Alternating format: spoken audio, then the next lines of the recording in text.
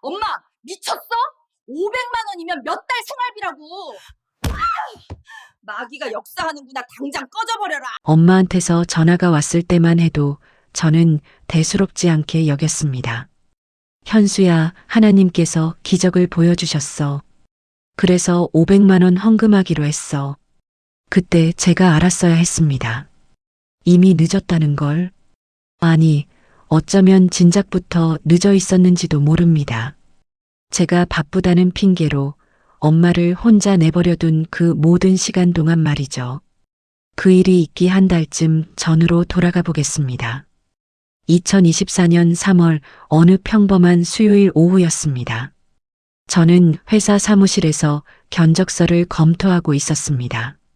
중소기업 자재 구매 담당 과장으로 일한 지 벌써 15년째였죠. 책상 위에는 처리해야 할 서류가 산더미처럼 쌓여 있었고 컴퓨터 화면에는 읽지 않은 메일이 47개나 떠 있었습니다. 그때 휴대폰이 울렸습니다. 발신자를 보니 엄마였습니다. 저는 잠깐 망설였습니다. 통화 버튼에 손가락을 갖다 댔다가 화면을 내려다보며 생각했죠. 지금 받으면 최소 20분은 통화할 텐데 오후 회의까지 30분밖에 안 남았는데 결국 저는 전화를 받지 않았습니다. 대신 문자를 보냈습니다. 엄마 지금 회의 준비 중이에요. 저녁에 전화할게요. 엄마한테서 답장은 오지 않았습니다. 그냥 읽음 표시만 떴죠. 그날 저녁 집에 돌아와서도 저는 엄마한테 전화하는 걸 깜빡했습니다. 아니, 솔직히 말하면 피곤해서 잊은 척 했다는 게 맞을 겁니다. 소파에 누워 TV를 켜고 배달 음식을 시켜 먹으면서 휴대폰을 만지작거렸습니다. SNS를 구경하고 유튜브 영상을 보다가 그대로 잠들어 버렸죠. 다음 날 아침에도 그 다음 날에도 마찬가지였습니다. 엄마는 더 이상 전화를 걸어오지 않았습니다. 일주일쯤 지났을 때였습니다. 딸 정아가 대학원 과제 때문에 우리 집에 들렀습니다. 정아는 냉장고 문을 열어 생수를 꺼내 마시더니 소파에 턱 주저앉으며 말했습니다. 엄마, 할머니 요즘 이상해. 저는 설거지를 하다 말고 고개를 돌렸습니다. 이상하다니 뭐가? 정아는 휴대폰을 들어 보이며 말했습니다. 할머니가 나한테 카톡을 보냈는데 온통 종교 얘기야. 하나님이 어쩌고 기적이 어쩌고. 예전엔 이런 거 안 하셨잖아. 저는 손을 닦으며 정아 옆에 앉았습니다. 휴대폰 화면을 들여다보니 엄마가 보낸 메시지가 길게 이어져 있었습니다. 정아야, 할머니가 요즘 교회 다니는데 정말 좋구나. 목사님이 할머니 손 꼭 잡고 기도해 주셨어. 하나님께서 우리 정아도 축복해 주실 거야. 할머니 평생 이렇게 행복한 적 없었어. 교회 사람들이 할머니 생일도 챙겨주고 식사도 같이 하고 정아도 시간 되면 같이 가자. 목사님 말씀이 정말 은혜로워.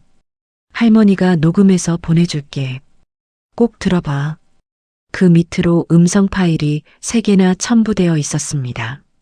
저는 휴대폰을 정아에게 돌려주며 말했습니다. 할머니 나이 드시니까 교회 다니시는 거 좋지. 외로우실 텐데 사람들이라도 만나시고. 정아는 미간을 찌푸렸습니다. 엄마, 이거 좀 이상한 거 아니야? 할머니가 갑자기 이렇게까지 종교에 빠지는 게 정상은 아니잖아. 저는 손을 내저었습니다. 그냥 노인들 흔히 그러시는 거야. 신경 쓰지 마. 나중에 할머니한테 전화 한번 해볼게. 하지만 저는 그날도 엄마한테 전화하지 않았습니다. 또 며칠이 지나고 이번엔 엄마한테서 직접 전화가 왔습니다. 금요일 저녁이었습니다. 저는 마침 퇴근길 지하철 안에서 앉아 있었고 사람들이 빼곡하게 들어찬 칸 안에서 이어폰을 끼고 음악을 듣고 있었죠. 휴대폰이 진동했습니다. 엄마라는 글자가 떴습니다. 저는 이어폰을 빼고 전화를 받았습니다. 엄마, 왜요? 엄마 목소리는 평소와 달랐습니다. 들뜬 목소리였습니다. 마치 복권에 당첨이라도 된 것처럼 흥분된 톤이었죠. 현수야, 엄마가 오늘 정말 큰 은혜를 받았어. 네, 무슨? 교회에서 목사님이 엄마 손잡고 기도해 주셨는데 엄마가 그 자리에서 병이 나았어. 20년 동안 아프던 무릎이 괜찮아졌다고. 저는 지하철 소음 때문에 엄마 말을 제대로 듣지 못했습니다. 엄마, 지금 지하철이라 잘 안 들려요. 나중에 다시. 엄마는 제 말을 끊었습니다. 현수야, 그래서 엄마가 결심했어. 하나님께 감사 헌금을 드리기로 했어. 500만 원. 그 순간 저는 귀를 의심했습니다. 뭐라고요? 500만 원이요? 응, 500만 원. 적은 돈 아니지만 하나님께서 엄마한테 베푸신 은혜를 생각하면 당연한 거야. 목사님도 그러시더라고. 하나님께 드리는 건 결코 손해가 아니라고. 저는 손으로 이마를 짚었습니다. 엄마, 그건 너무 큰 돈이에요. 엄마 연금이 한 달에 얼마인데. 괜찮아, 괜찮아. 엄마가 다 생각 있어. 그리고 현수야, 너도 시간 나면 우리 교회 한번 와봐. 정말 좋은 곳이야. 엄마, 지금 정신이. 목사님이 현수 얘기 들으셨대. 혼자 딸 키우느라 고생한다고. 목사님이 현수도 축복해주고 싶으시대. 저는 깊게 한숨을 쉬었습니다. 엄마, 저 다음 정거장이에요. 나중에 얘기해요. 그래, 알았어. 그럼 주말에 엄마 집에 와. 엄마가 밥 해줄게. 전화를 끊고 나서 저는 한동안 멍하니 창밖을 바라봤습니다. 지하철은 어둠 속을 달리고 있었고 창에 비친 제 얼굴은 피곤해 보였습니다. 500만 원. 그 돈이면 엄마가 몇 달을 생활할 수 있는 돈이었습니다. 하지만 저는 그날도 주말에도 엄마 집에 가지 않았습니다. 토요일엔 밀린 집안일을 했고 일요일엔 정아 만나서 영화를 보러 갔죠. 엄마한테는 급한 일이 생겼어요. 다음 주에 갈게요라고 문자만 보냈습니다. 엄마는 답장하지 않았습니다. 그렇게 또 2주가 흘렀습니다. 어느 일요일 오후였습니다. 저는 집에서 청소를 하다가 문득 엄마 생각이 났습니다. 마지막으로 엄마 목소리를 들은 게 언제였는지 기억이 안 났습니다. 휴대폰을 확인해 보니 엄마한테서 온 전화나 문자가 하나도 없었습니다. 이상했습니다. 평소 같으면 엄마가 먼저 연락을 했을 텐데 저는 엄마한테 전화를 걸었습니다. 신호가 길게 울렸습니다.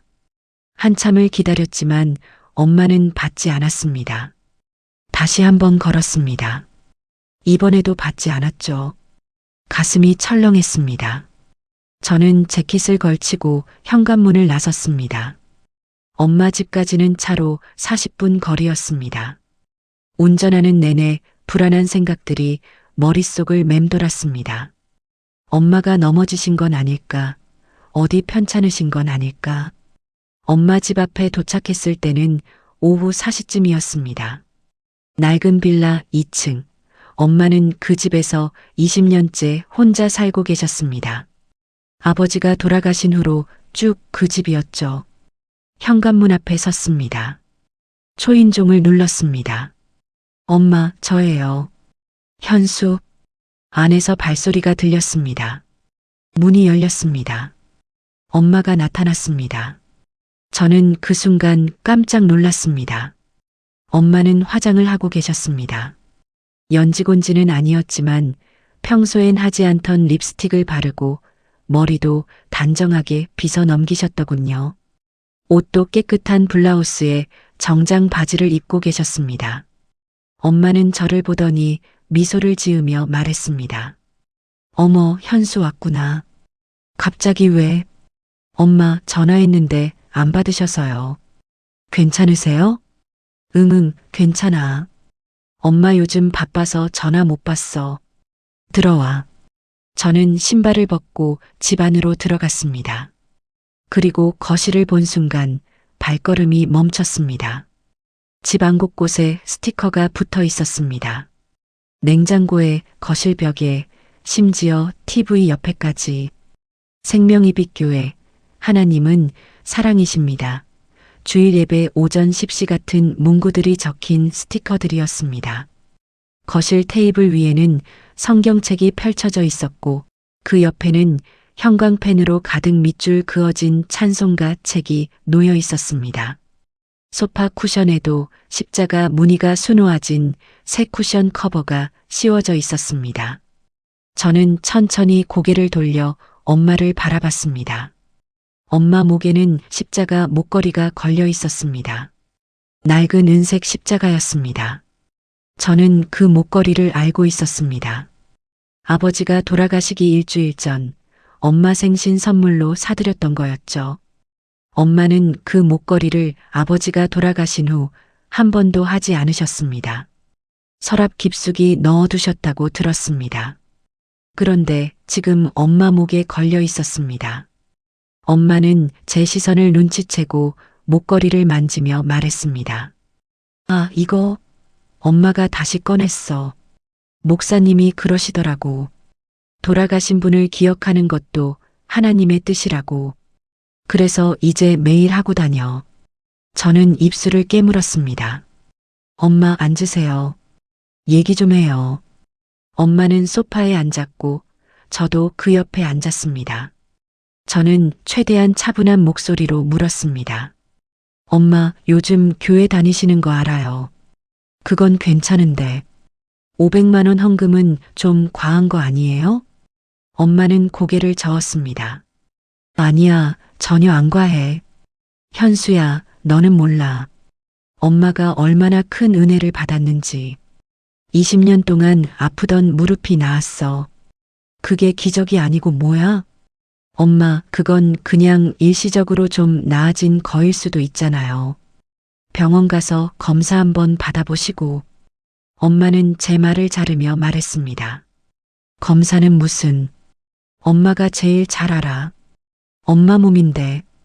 그리고 현수야, 엄마한테 이제 교회 사람들이 있어. 진짜 가족 같은 사람들이야. 저는 엄마 눈을 바라봤습니다. 엄마 눈빛은 확신에 차 있었습니다. 제가 뭐라고 말해도 듣지 않을 것 같았습니다. 저는 한숨을 쉬며 말했습니다. 알았어요, 엄마. 그럼 제가 그 교회 한번 가볼게요. 엄마가 다니시는 곳이 어떤 곳인지 보고 싶어요. 엄마는 환하게 웃었습니다. 정말 올 거야? 와, 목사님이 정말 기뻐하실 거야. 저는 억지로 미소를 지으며 고개를 끄덕였습니다. 하지만 속으로는 확신했습니다. 이건 뭔가 잘못되고 있어. 그날 저녁 집으로 돌아오는 길에 저는 계속 생각했습니다. 엄마가 달라지셨다는 걸. 예전에 조용하고 수줍음 많던 엄마가 아니라 뭔가에 홀린 것처럼 들뜬 모습이었다는 걸. 집에 도착해서 저는 인터넷을 켰습니다. 검색창에 생명이빛교회를 쳤습니다. 검색 결과가 나왔습니다. 교회 홈페이지, 블로그, 그리고 몇 개의 카페 게시글들이 보였습니다. 저는 게시글들을 하나씩 클릭해서 읽기 시작했습니다.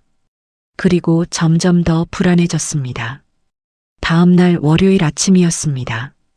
저는 출근하자마자 책상에 앉아서 다시 한번 인터넷 검색을 했습니다. 어젯밤에 잠을 설쳤습니다. 생명이빛교회에 대한 게시글들이 머릿속에서 떠나지 않았기 때문이죠. 검색 결과 중에 눈에 띄는 게 하나 있었습니다.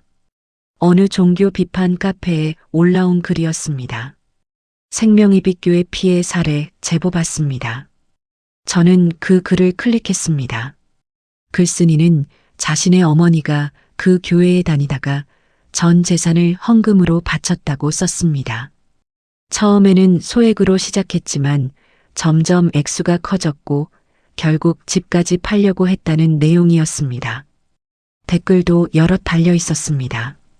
우리 아버지도 그 교회 다니세요. 요즘 맨날 헌금 얘기만 하세요. 저희 어머니는 거기서 3년 다니다가 5천만 원 넘게 쓰셨어요. 지금은 겨우 빼냈지만 사입이 맞습니다. 신고해도 증거가 없어서 어렵다고 하더라고요. 저는 손이 떨렸습니다. 휴대폰을 꺼내 딸 정아에게 전화를 걸었습니다. 정아는 두 번째 신호에 받았습니다. 엄마, 왜? 정아야, 할머니 교회 얘기 기억하지? 응, 왜? 저는 어제 할머니 집에 갔다 온 얘기를 했습니다. 집 안 가득한 교회 스티커, 엄마의 변한 모습, 그리고 인터넷에서 본 게시글들까지. 정아는 한동안 말이 없었습니다. 엄마, 그거 사이비 아니야? 할머니 빨리 말려야 되는 거 아니야? 그래서 내가 이번 주 일요일에 교회 가보려고. 직접 봐야 알 것 같아서. 나도 갈래. 할머니 혼자 두면 안 될 것 같아. 저는 잠깐 망설였습니다. 정아야, 너는 학교. 엄마, 할머니잖아. 당연히 가야지. 그렇게 우리는 일요일에 함께 교회에 가기로 했습니다. 하지만 그 전에 저는 한 가지 더 해야 할 일이 있었습니다. 엄마 친구 수진 이모에게 전화를 거는 것이었습니다. 수진 이모는 엄마의 40년 지기 친구였습니다. 엄마가 젊었을 때부터 같은 동네에 살았고 아버지 장례식 때도 엄마 곁을 지켜주셨던 분이었죠. 저는 점심시간에 사무실 밖으로 나가 수진 이모에게 전화를 걸었습니다. 여보세요? 이모, 저 현수예요. 어머, 현수야. 오랜만이다. 잘 지냈어? 네, 이모. 그런데 혹시 우리 엄마 요즘 어떠신지 아세요? 수진 이모는 잠깐 침묵했습니다. 그리고 한숨 섞인 목소리로 말했습니다. 현수야, 너도 알고 있구나. 네, 네 엄마. 요즘 교회 때문에 정신이 없어. 나도 걱정되는데 말이야. 이모도 같은 교회 다니시잖아요. 거기 어떤 곳이에요? 수진 이모는 또 한숨을 쉬었습니다. 현수야, 솔직히 말하면 나도 잘 모르겠어. 처음에는 그냥 평범한 교회인 줄 알았어. 내 엄마가 외로워하니까 같이 나가자고 해서 시작했거든. 그런데요? 요즘 목사님이 자꾸 헌금 얘기를 해. 하나님께 드리는 건 축복이라고, 많이 드릴수록 많이 받는다고. 내 엄마는 그 말을 완전히 믿어버렸어. 이모는요? 이모는 어떻게 생각하세요? 수진 이모는 한참을 말하지 않았습니다. 나도 사실 헷갈려. 목사님 설교는 정말 감동적이거든. 그리고 교회 사람들도 친절하고 내 엄마 생일 때 케이크도 사주고 밥도 같이 먹고 내 엄마가 그렇게 좋아하는 거 처음 봤어. 20년 만에 처음이야. 저는 손으로 이마를 짚었습니다. 이모, 그래도 500만 원은 너무 큰 돈 아니에요? 그렇긴 한데. 현수야, 미안하지만 나도 내 엄마를 말릴 자신이 없어. 내 엄마가 지금 너무 행복해 보이거든. 내가 뭐라고 하면 오히려 나한테 화낼 것 같아. 저는 깊게 한숨을 쉬었습니다. 알겠습니다, 이모. 제가 직접 알아볼게요. 현수야, 내 엄마. 잘 좀 챙겨줘. 내 엄마 정말 외로웠어. 너도 알잖아. 전화를 끊고 나서 저는 한참을 서 있었습니다. 수진 이모 말이 맞았습니다. 저도 알고 있었습니다. 엄마가 외로웠다는 걸. 아버지가 돌아가신 후 20년 동안 엄마는 혼자였습니다. 저는 바쁘다는 핑계로 한 달에 한 번도 제대로 찾아뵙지 못했고 정아도 대학 들어가고 나서는 할머니와 연락이 뜸했습니다. 엄마는 그 시간을 어떻게 버텼을까요? 혼자 밥을 먹고 혼자 TV를 보고 혼자 잠들었을 엄마를 저는 그제야 깨달았습니다. 제가 엄마를 방치했다는 걸, 그리고 누군가가 그 빈자리를 채워버렸다는 걸. 일요일이 되었습니다. 저는 아침 일찍 정아를 데리러 갔습니다. 정아는 간편한 원피스에 가디건을 걸치고 나왔습니다. 할머니한테 미리 말했어? 응, 어제 문자 보냈어. 교회 같이 가고 싶다고. 뭐래? 정아는 휴대폰을 보여줬습니다. 엄마의 답장이 있었습니다. 정말? 정아도 온다고? 할머니 너무 기뻐. 목사님께도 말씀드릴게. 저는 씁쓸하게 웃었습니다. 엄마가 저렇게 기뻐하시는 거 오랜만이네. 정아는 아무 말도 하지 않았습니다. 우리는 차를 타고 교회로 향했습니다. 생명이빛교회는 엄마 집에서 걸어서 10분 거리였습니다. 주택가 한가운데 있는 3층짜리 건물이었죠. 건물 외벽에는 큰 십자가가 그려져 있었고 입구에는 생명이빛교회 환영합니다라는 현수막이 걸려 있었습니다. 우리가 도착했을 때는 오전 9시 50분쯤이었습니다. 예배 시작 10분 전이었죠. 입구에 서 있던 한 남자가 환하게 웃으며 다가왔습니다. 40대 초반쯤 되어 보이는 남자였습니다. 깔끔한 정장에 넥타이를 맨 모습이었죠. 어서 오세요. 처음 오셨나 봐요? 네, 저희는. 제가 말하려는 순간 뒤에서 엄마 목소리가 들렸습니다. 현수야, 정아. 저는 뒤를 돌아봤습니다. 엄마가 수진 이모와 함께 걸어오고 계셨습니다. 엄마는 새로 산 듯한 연보라색 투피스를 입고 계셨습니다. 머리도 미용실에 다녀온 것처럼 단정했고 얼굴엔 화사한 미소가 가득했습니다. 엄마는 저와 정아를 번갈아 안으며 말했습니다. 와줘서 고마워. 정말 고마워. 수진 이모도 우리에게 인사했습니다. 현수야, 정아야, 잘 왔다. 저희는 함께 교회 안으로 들어갔습니다. 예배당은 생각보다 작았습니다. 의자가 50개 정도 놓여 있었고 벌써 30명쯤 되는 사람들이 앉아 있었습니다. 대부분 60대 이상 노인분들이었습니다. 앞쪽 단상에는 드럼과 키보드, 기타가 놓여 있었고 그 뒤로 큰 십자가가 걸려 있었습니다. 엄마는 우리를 앞쪽 자리로 안내했습니다. 여기 앉아. 목사님 설교 잘 들려. 저와 정아는 자리에 앉았습니다. 정아는 제 귀에 대고 작게 속삭였습니다. 엄마, 사람들 다 나이 많아. 저도 눈치챘습니다. 젊은 사람은 거의 없었습니다. 거의 다 60대 이상이었고 옷차림도 수수했습니다. 오전 10시가 되자 예배가 시작되었습니다. 찬양 인도자가 나와서 마이크를 잡았습니다. 50대쯤 되어 보이는 여자였습니다. 은혜롭게 찬양하겠습니다. 키보드 반주가 시작되었고 사람들이 일어섰습니다. 저와 정아도 따라 일어났습니다. 찬양은 30분 정도 이어졌습니다. 사람들은 두 손을 들고 눈을 감고 열심히 찬양했습니다. 엄마도 눈을 감고 고개를 끄덕이며 노래하고 계셨습니다. 저는 엄마를 바라보며 생각했습니다. 저렇게 행복해 하시는 엄마를 본 게 정말 오래됐구나. 찬양이 끝나고 드디어 박 목사가 단상에 올랐습니다. 박 목사는 45세쯤 되어 보였습니다. 키가 크고 마른 체형에 깔끔하게 빗어넘긴 머리, 그리고 부드러운 인상이었습니다. 검은색 정장에 흰 와이셔츠를 입고 성경책을 한 손에 들고 있었죠. 그는 단상 앞에 서서 회중을 천천히 둘러보며 미소를 지었습니다. 사랑하는 성도 여러분, 주님의 이름으로 문안드립니다. 사람들이 일제히 대답했습니다. 아멘. 오늘은 특별한 날입니다. 우리 사랑하는 오키 권사님의 따님과 손녀분이 처음 오셨습니다. 박수로 환영해 주시기 바랍니다. 사람들이 일제히 박수를 쳤습니다. 저와 정아는 어색하게 고개를 숙였습니다. 엄마는 옆에서 제 손을 꽉 잡으며 속삭였습니다. 목사님이 너희 오는 거 정말 기다리셨어.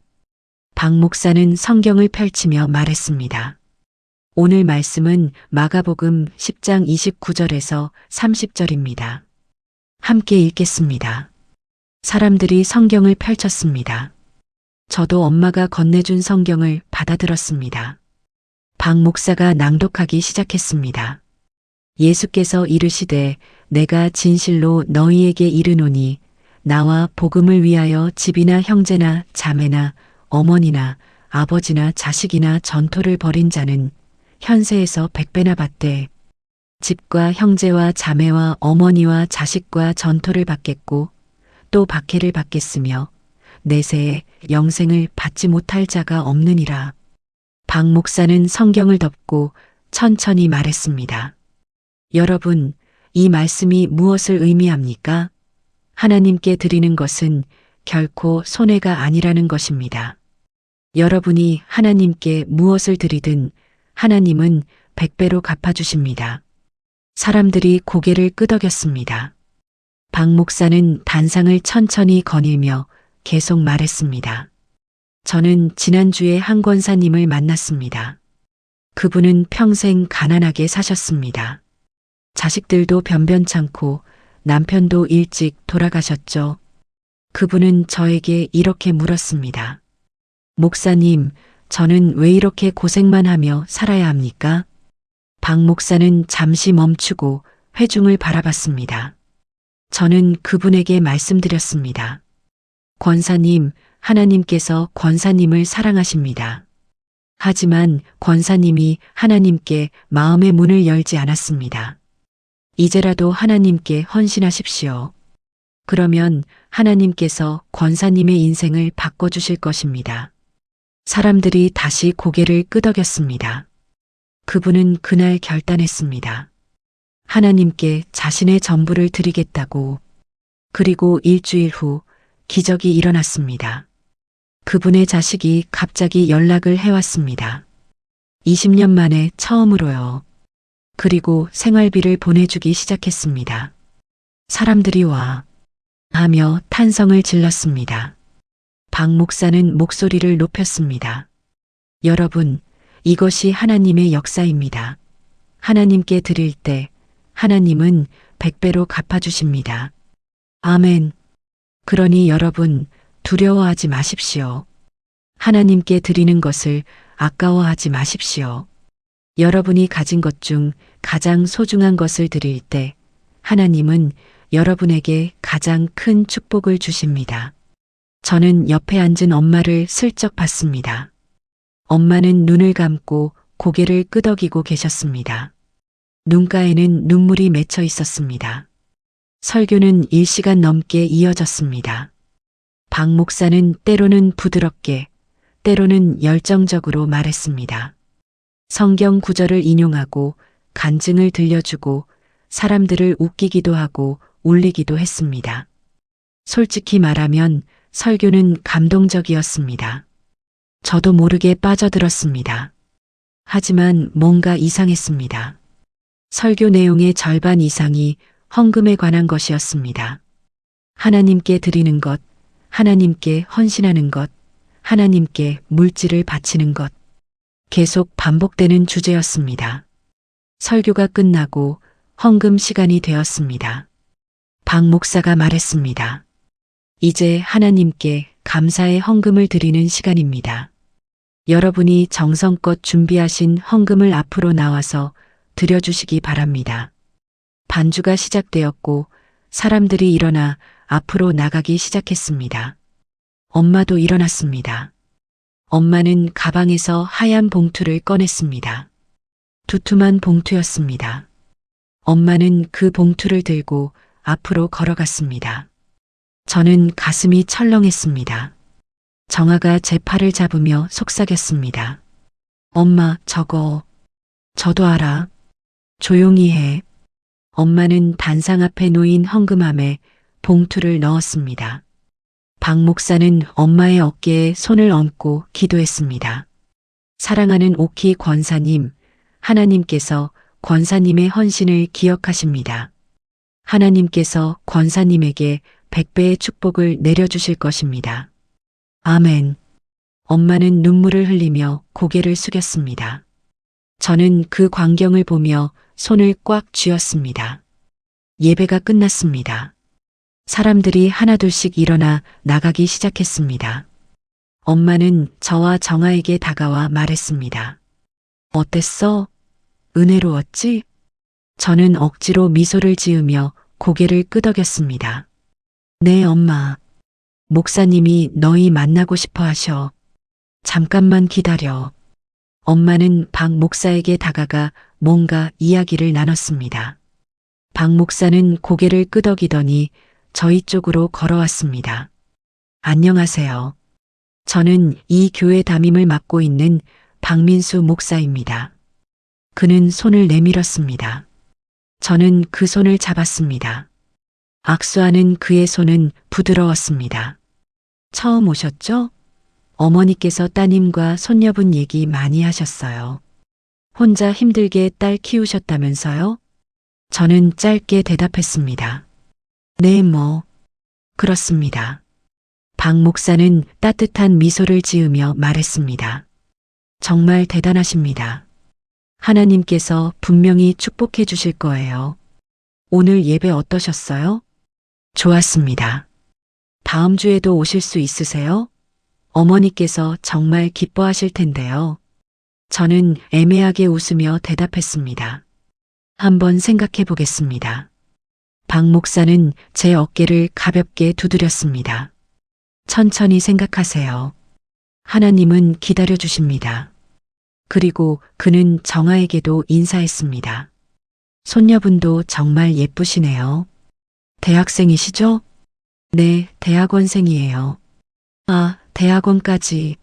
대단하네요. 할머니께서 정말 자랑스러워 하시던데요.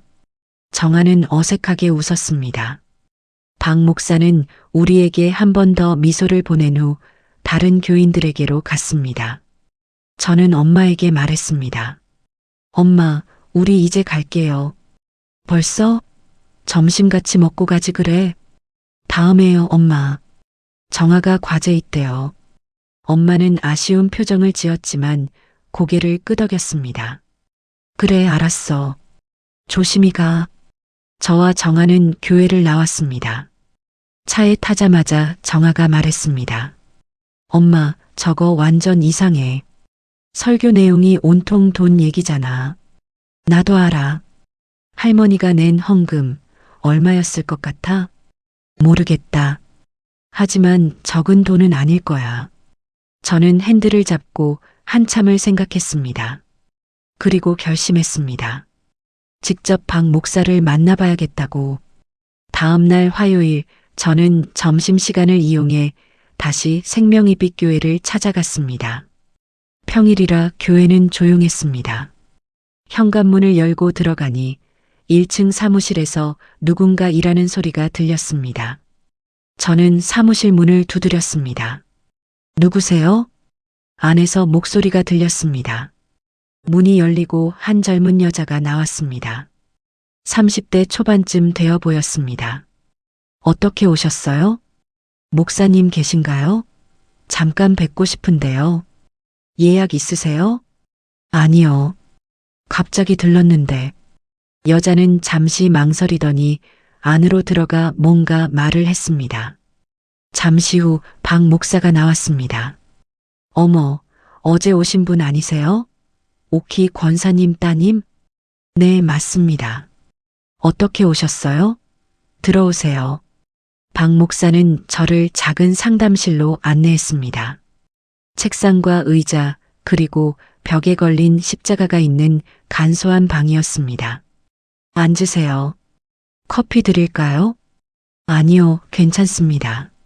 저는 의자에 앉았고 박 목사도 맞은편에 앉았습니다.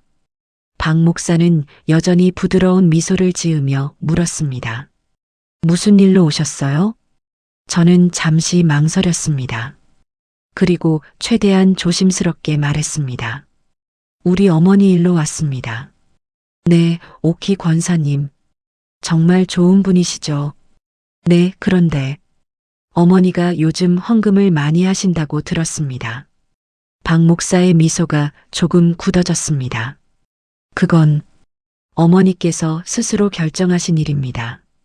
500만 원이라고 들었는데 그건 어머니 형편에 너무 큰 돈 아닌가요? 박 목사는 팔짱을 끼며 말했습니다. 따님 마음은 이해합니다. 하지만 헌금은 개인의 신앙 행위입니다. 제가 강요한 게 아니에요. 어머니께서 하나님께 감사하는 마음으로 스스로 결정하신 겁니다. 하지만 박 목사는 제 말을 끊었습니다. 따님, 혹시 어머니를 믿지 못하시는 건가요? 어머니도 성인이십니다. 본인의 돈을 본인이 원하는 곳에 쓰실 권리가 있습니다. 저는 손을 꽉 쥐었습니다. 그건 그렇지만 어머니가 지금 정상적인 판단을 하고 계신 건지. 박 목사는 미소를 거두고 차갑게 말했습니다. 따님, 실례지만 어머니가 비정상이라는 말씀이신가요? 아니, 그게 아니라 어머니는 지금 평생 처음으로 행복을 느끼고 계십니다. 교회에서 사랑받고 인정받고 하나님의 은혜를 경험하고 계세요. 그런 어머니를 따님이 방해하시는 건 아닌지 생각해 보셔야 할 것 같습니다. 저는 할 말을 잃었습니다. 박 목사는 일어서며 말했습니다.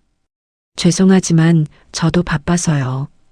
더 할 말씀 있으시면 다음에 예약하고 오세요. 저는 어쩔 수 없이 일어났습니다. 나가는 길에 박 목사가 덧붙였습니다. 참고로 저희 교회는 법적으로 아무 문제 없습니다. 헌금도 모두 자발적인 거고요. 혹시 이상한 생각하고 계시다면 그냥 접으시는 게 좋을 겁니다. 저는 아무 말도 하지 못하고 교회를 나왔습니다. 차에 타서 핸들을 잡고 한참을 앉아 있었습니다. 분노가 치밀어 올랐습니다. 하지만 동시에 무력감도 느껴졌습니다. 박 목사 말이 맞았습니다. 법적으로 문제가 없었습니다. 엄마가 스스로 원해서 하는 일이었으니까요. 그렇다면 저는 어떻게 해야 할까요? 저는 휴대폰을 꺼내 인터넷 검색을 시작했습니다.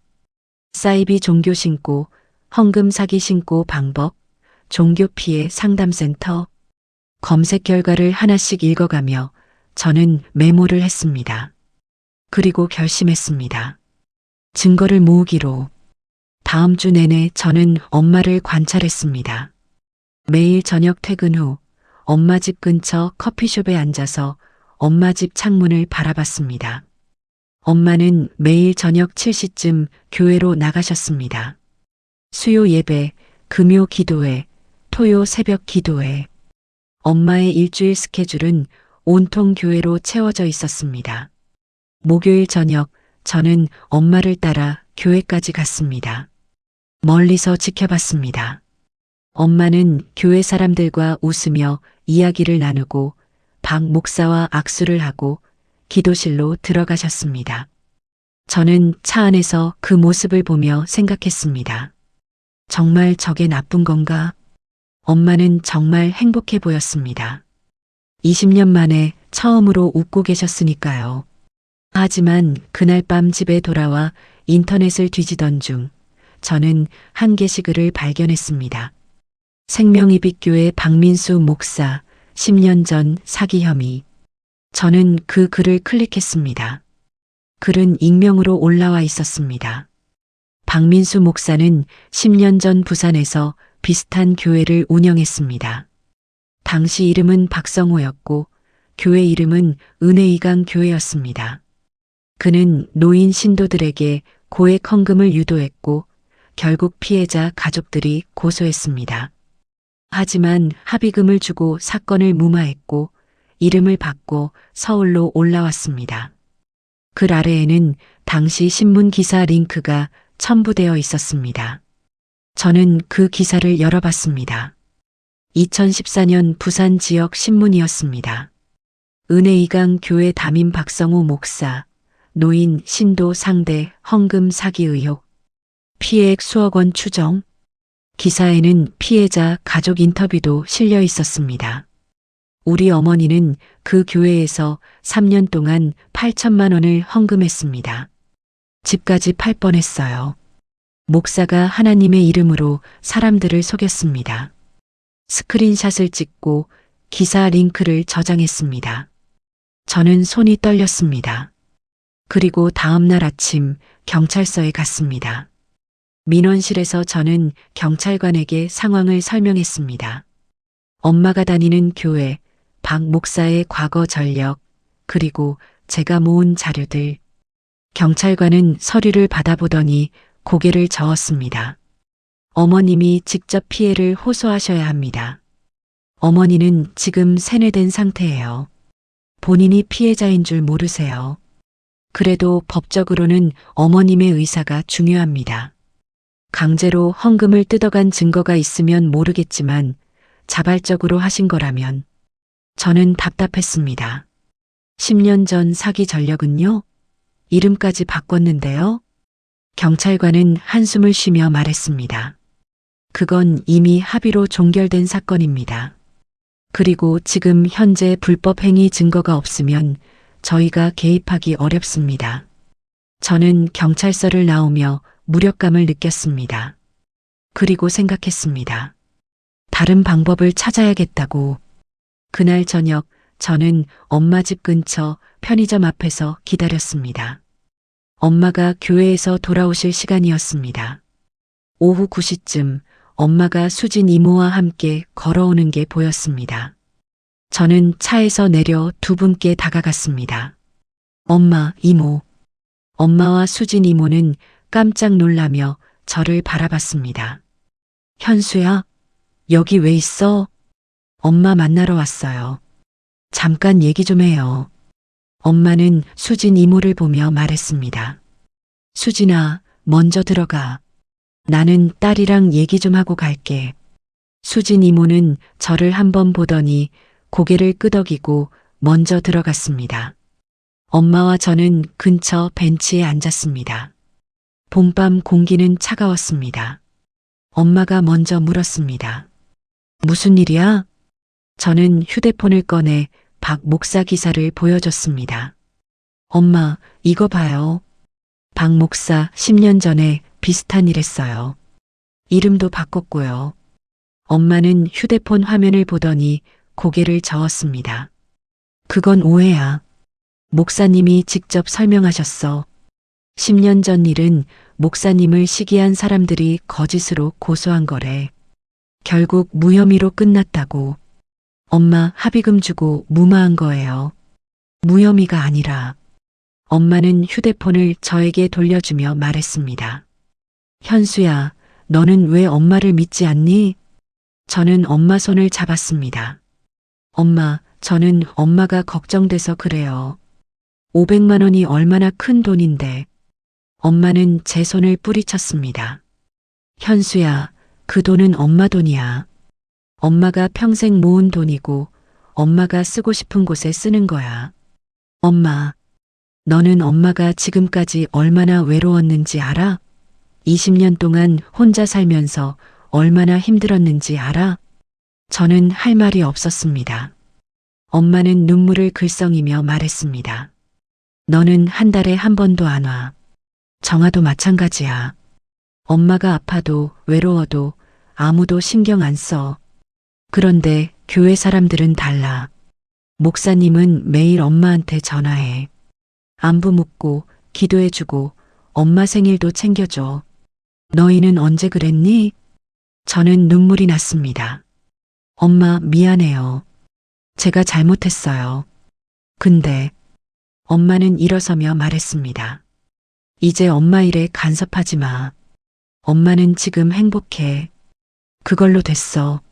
엄마는 돌아서서 집으로 걸어갔습니다. 저는 벤치에 혼자 남아 한참을 앉아 있었습니다. 그리고 깨달았습니다. 이 방법으론 안 되겠다고. 다음 날 저는 회사를 반차내고 한 곳을 찾아갔습니다. 부산이었습니다. 10년 전 은혜 이강 교회 피해자 가족을 만나기로 한 것이었습니다. 인터넷 게시판에서 그분과 연락이 닿았습니다. 그분은 당시 어머니가 피해를 입었던 유족이었고 지금도 박 목사를 잊지 못하고 있다고 했습니다. 부산역에서 만났습니다. 40대 후반쯤 되어 보이는 남자였습니다. 수척한 얼굴에 피곤한 눈빛이었죠. 그는 제 손을 꽉 잡으며 말했습니다. 저도 당신 같았어요. 처음엔 믿지 않았죠. 우리 엄마가 그렇게 속을 리 없다고 생각했어요. 그분은 근처 카페로 저를 안내했습니다. 커피를 시키고 앉자 그는 가방에서 서류 뭉치를 꺼냈습니다. 이게 당시 자료들입니다. 가져가세요. 저는 서류를 받아들었습니다. 박 목사의 과거 이름, 교회 운영 방식, 피해자들 진술서, 그리고 합의 과정까지 상세하게 기록되어 있었습니다. 그는 쓴웃음을 지으며 말했습니다. 우리 엄마는 3년 동안 8천만 원을 바쳤어요. 집까지 팔려고 했죠. 제가 간신히 말렸지만 엄마는 끝까지 저를 원망했어요. 하나님의 일을 방해한다고. 결국 어떻게 됐어요? 합의금 3천만 원 받고 끝났어요. 박 목사는 이름 바꾸고 서울로 도망갔죠. 우리 엄마는 그 충격으로 1년 뒤 돌아가셨어요. 저는 숨이 막혔습니다. 그분은 제 손을 다시 잡으며 말했습니다. 어머님을 꼭 구하세요. 저처럼 후회하지 마세요. 저는 고개를 끄덕였습니다. 부산에서 돌아오는 기차 안에서 저는 서류를 다시 읽었습니다. 그리고 계획을 세웠습니다. 이 자료를 가지고 박 목사를 직접 만나야겠다고. 일요일 아침이었습니다. 저는 다시 생명이빛교회를 찾아갔습니다. 이번에는 혼자였습니다. 예배 시간이 아니었습니다. 오전 8시 새벽 기도회가 끝난 직후였죠. 교회 주차장에는 차가 몇 대 없었습니다. 저는 교회 안으로 들어갔습니다. 1층 사무실 문이 열려 있었습니다. 안에서 박 목사가 서류를 정리하고 있었습니다. 저는 문을 두드렸습니다. 박 목사는 고개를 들더니 표정이 굳어졌습니다. 또 오셨네요. 할 말이 있어서 왔습니다. 이미 말씀드렸잖아요. 더 할 얘기 없습니다. 저는 가방에서 서류를 꺼냈습니다. 이것 좀 보시죠. 박 목사는 서류를 받아들었습니다. 그리고 얼굴이 하얗게 변했습니다. 이게 어디서 구한 겁니까? 부산에서 왔습니다. 10년 전 피해자 가족 만나고 왔어요. 박 목사는 서류를 책상에 던지며 말했습니다. 그건 다 과거 일입니다. 이미 해결된 일이고요. 해결이요? 합의금 주고 도망친 게 해결인가요? 박 목사는 일어서며 소리쳤습니다. 도망친 게 아닙니다. 저는 억울하게 누명을 썼고 합의는 더 이상 시간을 낭비하고 싶지 않아서 한 겁니다. 저도 일어났습니다. 그럼 왜 이름을 바꿨습니까? 왜 서울로 왔습니까? 박 목사는 입술을 깨물었습니다. 그건 새 출발을 하고 싶어서입니다. 새 출발이요? 똑같은 짓 하면서요? 박 목사는 제 눈을 똑바로 보며 말했습니다. 저는 아무 잘못도 하지 않았습니다. 신도들이 자발적으로 헌금하는 겁니다. 법적으로 문제 없어요. 우리 어머니한테서 500만 원 받았죠? 어머님이 스스로 드린 겁니다. 다음엔 얼마를 받을 겁니까? 1,000만 원? 2천만 원? 박 목사는 비웃었습니다. 따님, 증거 있으세요? 제가 강요했다는 증거, 협박했다는 증거. 저는 할 말이 없었습니다. 박 목사는 팔짱을 끼며 말했습니다. 없으시죠? 없을 겁니다. 왜냐하면 저는 아무것도 안 했으니까요. 어머님이 행복해서 하시는 일을 제가 왜 말립니까? 저는 주먹을 꽉 쥐었습니다. 양심은 없습니까? 노인들 외로움 이용해서 돈 뜯어내는 게 목사가 할 짓입니까? 박 목사는 웃었습니다. 외로움을 이용한다고요? 저는 위로를 주고 있습니다. 사랑을 주고 있어요. 어머님이 20년 동안 받지 못한 걸 제가 주고 있는 겁니다. 그게 왜 나쁩니까? 저는 더 이상 참을 수 없었습니다. 그럼 제가 이 자료 가지고 경찰 갈 겁니다. 가세요. 하지만 아무 일도 안 일어날 겁니다. 이미 말씀드렸잖아요. 법적으로 문제 없어요. 박 목사는 문을 가리키며 말했습니다. 이제 나가주시죠. 더 이상 방해하시면 저도 법적 조치 취하겠습니다. 저는 어쩔 수 없이 교회를 나왔습니다. 차에 타서 한참을 앉아 있었습니다. 무력감이 몰려왔습니다. 그리고 집으로 돌아가는 길에 엄마한테서 전화가 왔습니다. 현수야. 엄마 목소리는 차가웠습니다. 목사님한테 들었어. 내가 또 교회 갔다 왔다며? 엄마. 현수야, 이제 그만해. 엄마 일에 더 이상 끼어들지 마. 엄마, 제발 정신 차려요. 박 목사는 사기꾼이에요. 엄마는 목소리를 높였습니다. 사기꾼이라고? 목사님이 엄마한테 얼마나 잘해주시는데 너는 엄마한테 뭘 해줬니? 한 달에 전화 한 번이라도 제대로 했니? 저는 눈물이 났습니다. 엄마, 그건 제가 잘못했어요. 하지만 엄마는 제 말을 끊었습니다. 현수야, 내가 정 그렇게 나온다면 엄마도 생각이 있어. 이제 연락하지 마. 엄마는 교회 사람들이랑 살 거야. 엄마는 전화를 끊었습니다. 저는 차를 길가에 세우고 울었습니다. 그날 밤 저는 정아에게 전화했습니다. 상황을 설명했습니다. 부산에서 받아온 자료, 박 목사와의 대화, 그리고 엄마의 반응까지. 정아는 한참 침묵하더니 물었습니다. 엄마, 이제 어떡해?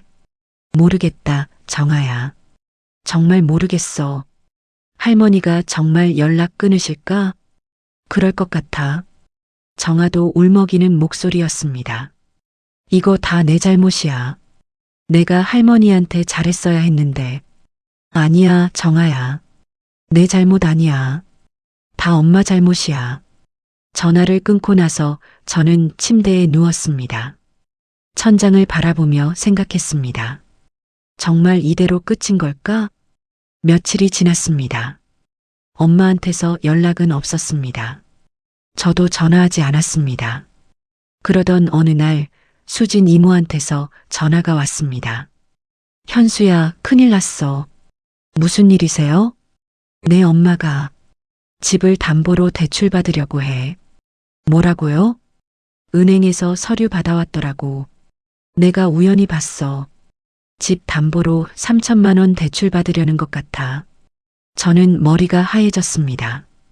이모, 지금 어디세요? 내 엄마 집이야. 제가 지금 갈게요. 엄마 붙잡아 두세요. 저는 회사에 급한 일이 생겼다고 말하고 조퇴했습니다. 차를 몰고 엄마 집으로 달렸습니다. 40분이 20분처럼 느껴졌습니다. 엄마 집 앞에 도착했을 때는 오후 3시쯤이었습니다. 현관문을 두드렸습니다. 수진 이모가 문을 열었습니다. 어서 와. 내 엄마는 안방에 있어.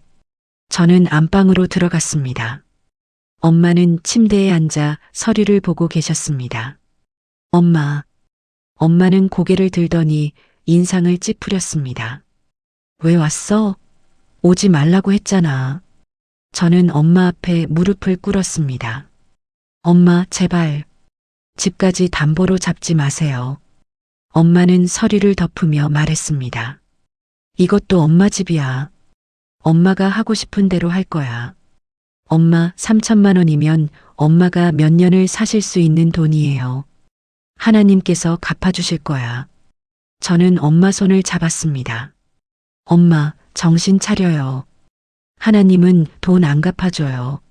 엄마는 제 손을 뿌리쳤습니다. 그리고 평생 처음으로 제게 소리쳤습니다. 내가 뭘 안다고 그래. 내가 엄마 인생에 대해 뭘 안다고. 엄마 목소리에는 20년간 쌓인 서러움이 다 담겨 있었습니다. 너는 엄마가 얼마나 외로웠는지 몰라. 아빠 돌아가시고 나서 엄마가 얼마나 힘들었는지. 아무도 엄마 신경 안 써. 너도 정아도. 엄마는 20년 동안 혼자였어. 저는 눈물이 났습니다. 엄마, 미안해요. 제가 잘못했어요. 엄마는 눈물을 훔치며 말했습니다. 목사님은 달라. 목사님은 매일 엄마한테 전화해. 엄마 아픈데 없는지 물어봐. 생일도 챙겨주고 밥도 같이 먹어줘. 그게 얼마나 고마운지 너는 몰라. 저는 고개를 숙였습니다. 그리고 그때 엄마 목에 걸린 십자가 목걸이가 눈에 들어왔습니다. 낡은 은색 십자가. 아버지가 엄마에게 준 마지막 선물. 저는 그 목걸이를 보며 물었습니다. 엄마, 그 목걸이 아빠가 주신 거잖아요. 엄마는 목걸이를 만지며 말했습니다. 그래, 그래서 이것도 하나님께 드리려고. 저는 깜짝 놀랐습니다. 네, 목사님이 그러셨어. 가장 소중한 걸 드릴 때 가장 큰 축복을 받는다고. 저는 손이 떨렸습니다.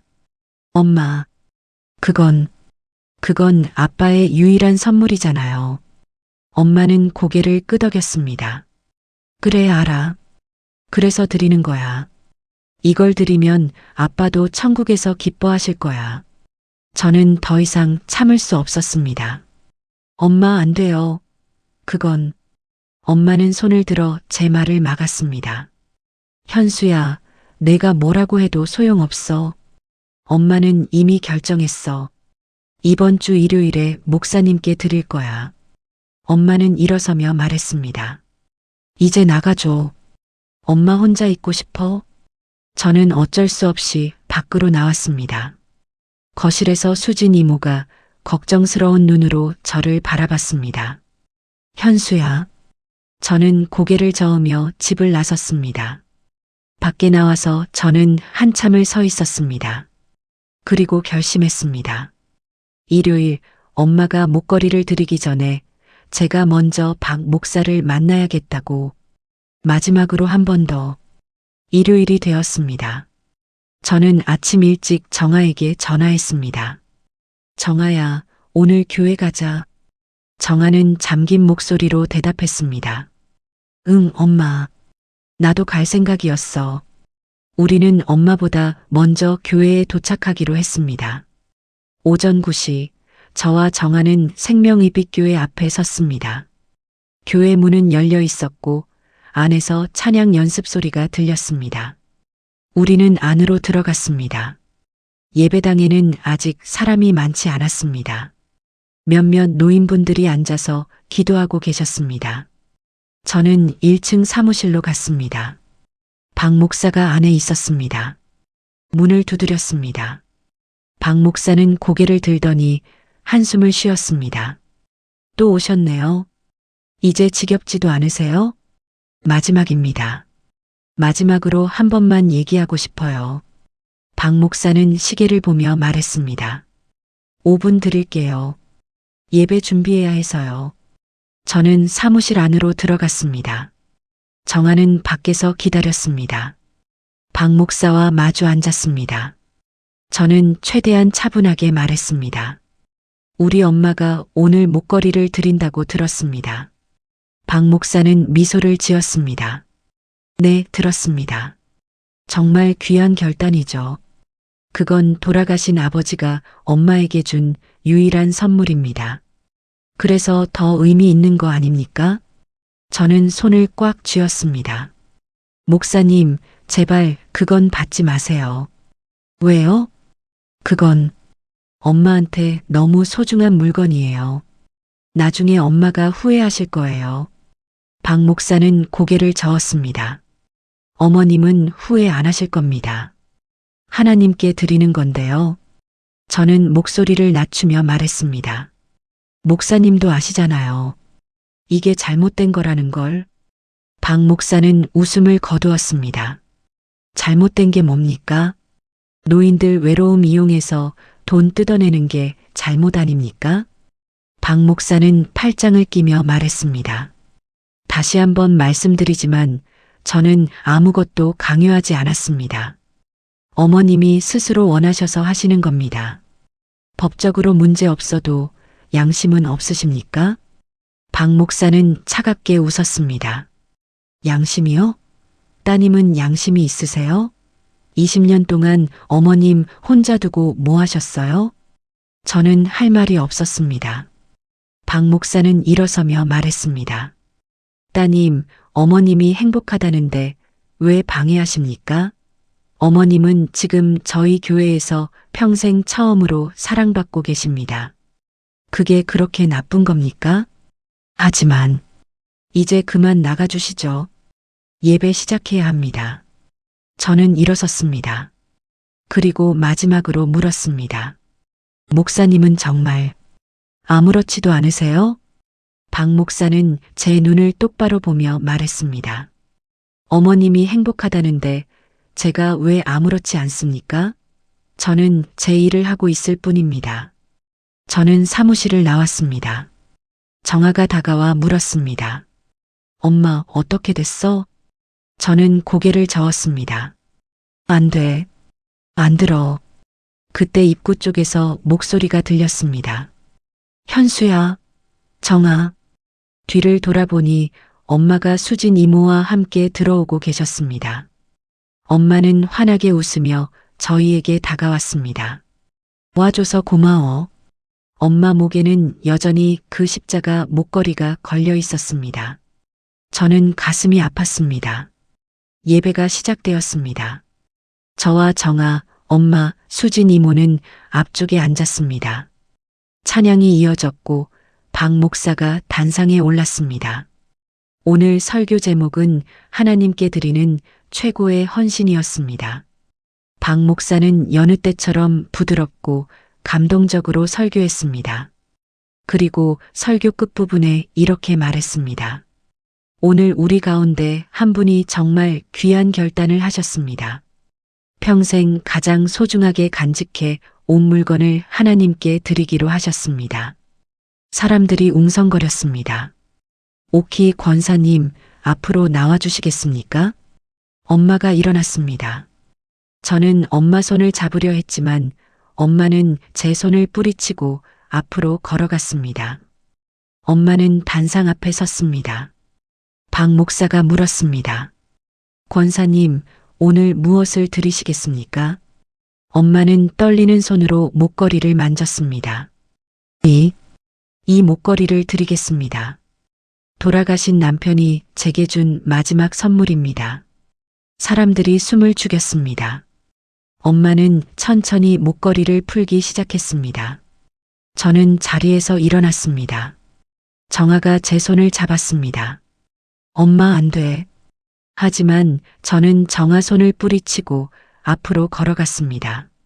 엄마. 사람들이 저를 돌아봤습니다. 엄마도 저를 보며 인상을 찌푸렸습니다. 현수야, 뭐하니? 저는 엄마 앞에 섰습니다. 엄마, 제발 그 목걸이는 드리지 마세요. 엄마는 고개를 저었습니다. 현수야, 비켜. 박 목사가 개입했습니다. 따님, 이건 어머님의 신앙 행위입니다. 방해하지 마세요. 저는 박 목사를 돌아보며 소리쳤습니다. 이게 신앙 행위예요?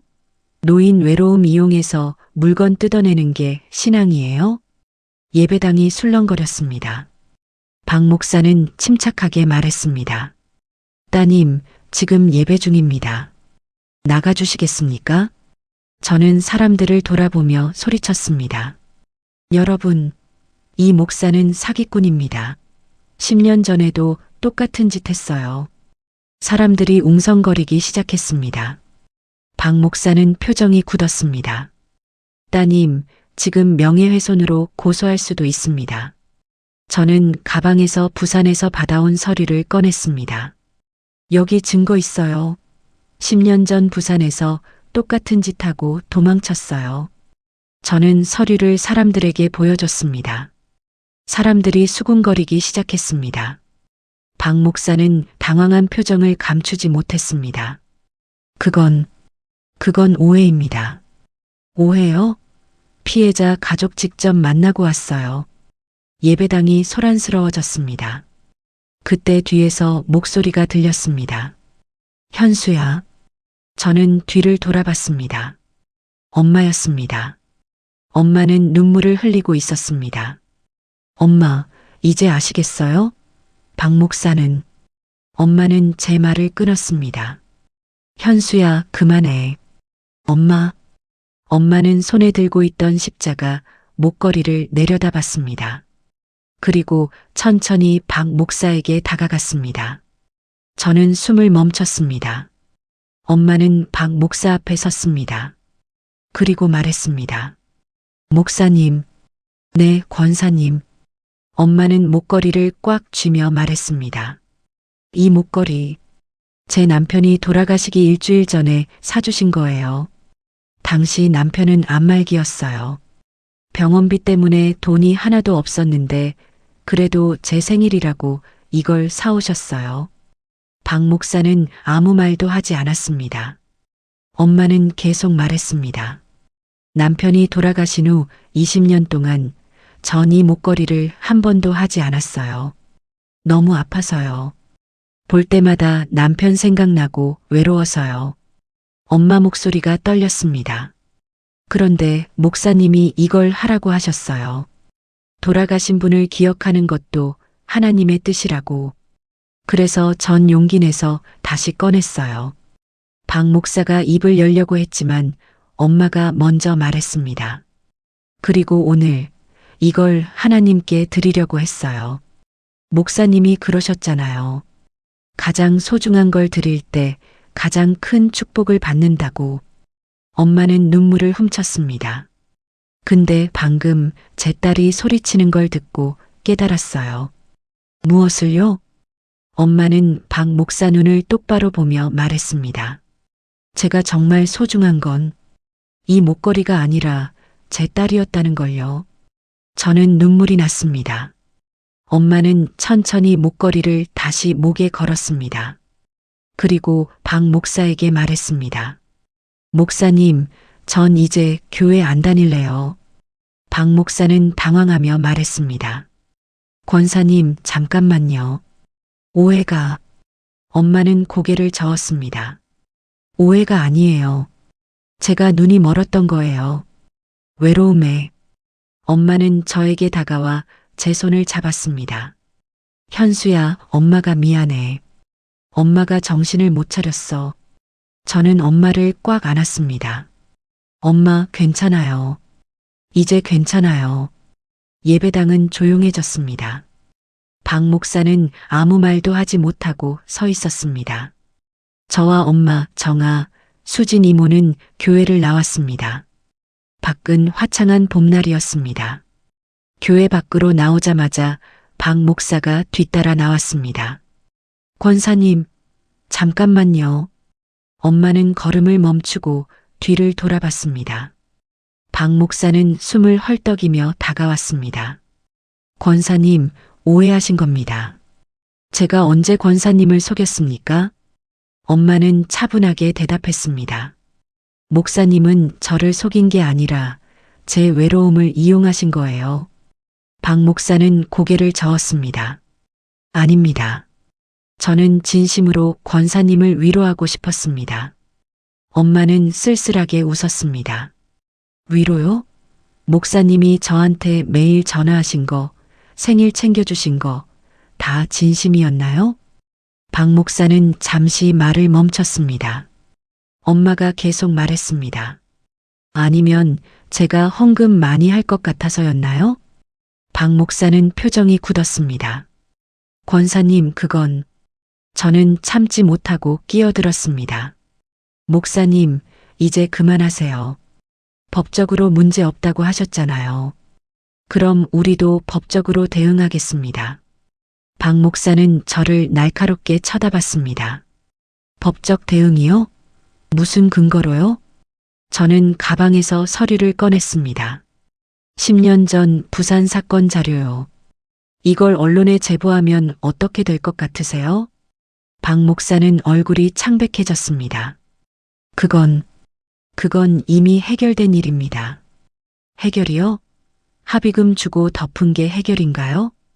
박 목사는 입술을 깨물었습니다. 저는 한 걸음 더 다가가며 말했습니다. 목사님, 제가 진짜 원하는 건 목사님을 벌주는 게 아니에요. 우리 엄마가 드린 헌금 돌려주세요. 박 목사는 비웃었습니다. 헌금을 돌려달라고요? 그건 불가능합니다. 헌금은 하나님께 드린 거예요. 하나님께 드린 게 아니라 목사님 주머니로 들어간 거잖아요. 박 목사는 목소리를 높였습니다.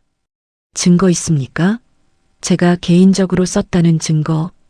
저는 잠시 망설였습니다. 사실 증거는 없었습니다. 박 목사는 그걸 알고 웃었습니다. 없으시죠?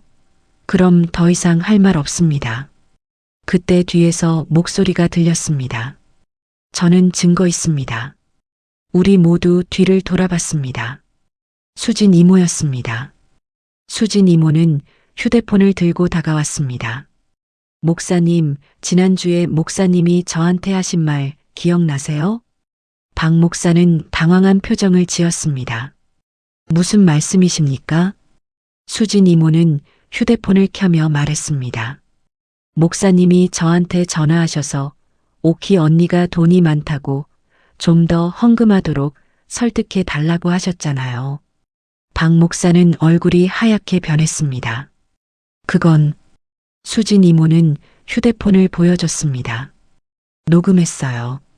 다 녹음했습니다. 박 목사는 뒤로 물러섰습니다. 수진 이모는 계속 말했습니다. 저도 처음엔 몰랐어요. 목사님이 진심인 줄 알았어요. 근데 그 전화 받고 나서 이상하다 싶었어요. 그래서 녹음하기 시작했죠. 수진 이모는 재생 버튼을 눌렀습니다. 휴대폰에서 박 목사 목소리가 흘러나왔습니다. 수진 권사님, 오키 권사님 좀 도와주세요. 오키 권사님이 집도 있고 돈도 좀 있으시잖아요. 좀 더 헌금하시도록 설득 좀 해주세요. 하나님 일인데 아까워하시면 안 되죠. 녹음이 끝났습니다. 박 목사는 아무 말도 하지 못했습니다. 저는 박 목사에게 다가가며 말했습니다. 목사님, 이제 어떻게 하실 건가요? 이 녹음 파일 경찰에 제출하면 목사님 끝이에요. 박 목사는 손을 떨며 말했습니다. 잠깐만요. 얘기 좀 합시다. 얘기요? 무슨 얘기요? 박 목사는 주변을 둘러보더니 작은 목소리로 말했습니다. 헌금 돌려드리겠습니다. 그러니 이 일 조용히 넘어갑시다. 저는 고개를 저었습니다. 안 됩니다. 우리 엄마뿐 아니라 다른 피해자들 돈도 다 돌려주셔야죠. 박 목사는 당황했습니다. 다른 피해자요? 네, 이 교회 다니는 노인분들 중에 엄마처럼 피해 입은 분들 많을 거 아니에요. 박 목사는 입술을 깨물었습니다. 그건 불가능합니다. 그렇게 큰 돈이. 그럼 경찰 가는 수밖에 없네요. 저는 휴대폰을 꺼내 경찰 번호를 누르려고 했습니다. 박 목사가 제 손을 잡았습니다. 잠깐만요. 저는 박 목사 손을 뿌리쳤습니다. 손 치우세요. 박 목사는 한숨을 쉬며 말했습니다. 알겠습니다. 돌려드리겠습니다. 오키 권사님이 드린 헌금 전액 돌려드리겠습니다. 다른 분들은요? 박 목사는 망설이다가 고개를 끄덕였습니다. 확인해보고 최대한 돌려드리겠습니다. 언제까지요? 이번 주 안으로. 저는 박 목사를 노려봤습니다. 약속 지키세요. 안 그러면 이 녹음 파일이랑 부산 자료 다 경찰한테 제출할 겁니다. 박 목사는 고개를 숙였습니다. 알겠습니다. 그리고 한 가지 더. 뭡니까? 교회 문 닫으세요. 박 목사는 고개를 번쩍 들었습니다. 뭐라고요? 더 이상 이런 짓 하지 마세요. 교회 문 닫고 다른 일 하세요. 박 목사는 아무 말도 하지 못했습니다. 저는 엄마와 정아, 수진 이모를 데리고 그 자리를 떠났습니다. 차에 타자마자 엄마가 말했습니다. 현수야, 고마워. 저는 엄마 손을 잡았습니다. 엄마, 제가 미안해요. 진작 신경 썼어야 했는데. 엄마는 고개를 저었습니다. 아니야, 엄마도 잘못했어. 너무 외로워서 판단력을 잃었어. 정아가 뒷좌석에서 말했습니다. 할머니, 이제 우리가 있잖아요.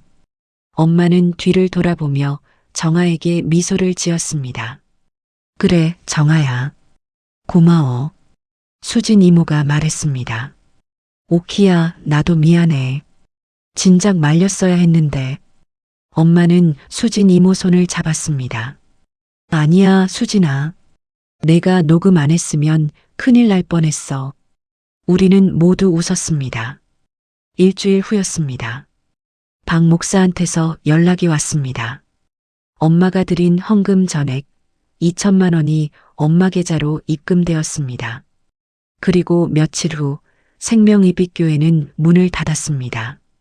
저는 그 소식을 듣고 교회 앞에 가봤습니다. 건물 입구에는 폐업 스티커가 붙어 있었습니다. 저는 한참을 그 앞에 서 있었습니다. 복잡한 감정이 밀려왔습니다. 박 목사를 벌한 건 통쾌했지만 동시에 허무함도 느껴졌습니다. 엄마가 잃어버린 시간은 돌아오지 않았으니까요. 그리고 가장 중요한 건 엄마의 외로움이었습니다. 그 외로움이 이 모든 일을 만들었으니까요. 저는 차에 타고 엄마 집으로 향했습니다. 이제부터 달라져야겠다고 생각했습니다. 한 달이 지났습니다. 저는 엄마와 함께 살기로 했습니다. 엄마 집은 좁았지만 제 짐을 옮기고 나니 그럭저럭 살만했습니다. 처음 며칠은 어색했습니다. 20년 만에 함께 사는 거였으니까요. 하지만 점점 익숙해졌습니다. 아침에 일어나면 엄마가 차려놓은 밥상이 있었고 저녁에 퇴근하면 엄마가 반겨주셨습니다. 엄마는 더 이상 교회에 가지 않았습니다. 대신 수진 이모와 동네 복지관에 다니기 시작했습니다. 거기서 요가도 배우고 노래 교실도 다니고 같은 또래 친구들도 사귀셨습니다. 어느 토요일 오후였습니다. 저는 엄마 방을 청소하다가 서랍 깊숙이 숨겨진 하얀 봉투를 발견했습니다. 봉투를 열어보니 십자가 목걸이가 들어 있었습니다. 저는 봉투를 들고 거실로 나갔습니다. 엄마는 소파에 앉아 TV를 보고 계셨습니다. 엄마, 이거 왜 여기 있어요? 엄마는 봉투를 보더니 쓸쓸하게 웃었습니다. 아, 그거 왜 안 하세요? 엄마는 한참을 침묵하다가 말했습니다. 현수야, 엄마가 미안해. 왜요? 너무 외로웠어. 저는 엄마 옆에 앉았습니다. 엄마, 제가 미안해요. 제가 더 자주 찾아뵀어야 했는데. 엄마는 고개를 저었습니다. 아니야, 너도 바빴잖아. 엄마가 이해해. 바쁜 게 핑계가 될 순 없어요. 엄마는 제 손을 잡았습니다. 현수야, 엄마는 내가 행복했으면 좋겠어. 엄마 때문에 희생하지 말고. 엄마랑 사는 게 희생이 아니에요. 엄마는 눈물을 글썽이며 말했습니다. 고마워, 현수야. 저는 엄마를 꽉 안았습니다. 그리고 속삭였습니다. 엄마 사랑해요. 엄마도 저를 안으며 대답했습니다. 엄마도 사랑해. 우리는 한참을 그렇게 안고 있었습니다. 그날 저녁 정아가 놀러 왔습니다. 정아는 엄마가 차려준 저녁을 먹으며 말했습니다. 할머니, 요즘 표정이 좋아지셨어요. 엄마는 웃으며 대답했습니다. 그래, 정아 덕분이야. 제가 뭘 했다고요? 자주 와주잖아. 정아는 머쓱하게 웃었습니다. 저도 할머니 보고 싶었어요. 엄마는 정아 머리를 쓰다듬으며 말했습니다. 우리 정아 참 많이 컸네. 식사 후 저는 설거지를 하고 엄마와 정아는 거실에서 TV를 봤습니다. 저는 설거지를 하면서 창밖을 바라봤습니다. 봄비가 내리고 있었습니다. 빗소리가 부드럽게 창문을 두드렸습니다. 저는 생각했습니다. 이제 시작이구나. 진짜 엄마와 함께하는 시간이. 다음 날 일요일 아침이었습니다. 저는 엄마 방문을 열고 들어갔습니다. 엄마는 침대에 앉아 무언가를 들여다보고 계셨습니다. 가까이 가보니 낡은 사진첩이었습니다. 엄마, 뭐 보세요? 엄마는 사진첩을 보여주며 말했습니다. 옛날 사진이야. 저는 엄마 옆에 앉아 사진첩을 함께 봤습니다. 거기엔 젊은 시절 엄마와 아버지 사진이 있었습니다. 둘이 손잡고 웃고 있는 사진, 제가 아기였을 때 안고 있는 사진, 가족 여행 갔을 때 사진. 엄마는 사진을 쓰다듬으며 말했습니다. 그때가 좋았어. 가난했지만 행복했지. 저는 엄마 어깨에 기대며 말했습니다. 지금도 행복하시죠? 엄마는 웃으며 대답했습니다. 그럼 지금도 행복해. 저는 사진첩 한 장을 넘겼습니다. 그곳에 아버지가 엄마 목에 목걸이를 걸어주는 사진이 있었습니다. 바로 그 십자가 목걸이였습니다. 저는 사진을 가리키며 물었습니다. 엄마, 이 목걸이 이제 하세요. 엄마는 고개를 저었습니다. 아니야, 괜찮아. 왜요? 아빠가 주신 건데. 엄마는 창밖을 바라보며 말했습니다. 그 목걸이를 보면 아빠 생각나. 그리고 외로워져. 저는 엄마 손을 잡았습니다. 엄마, 이제 외롭지 않잖아요. 저 있고 정아도 있잖아요. 엄마는 저를 바라봤습니다. 그래, 내 말이 맞아. 엄마는 일어나 서랍을 열었습니다.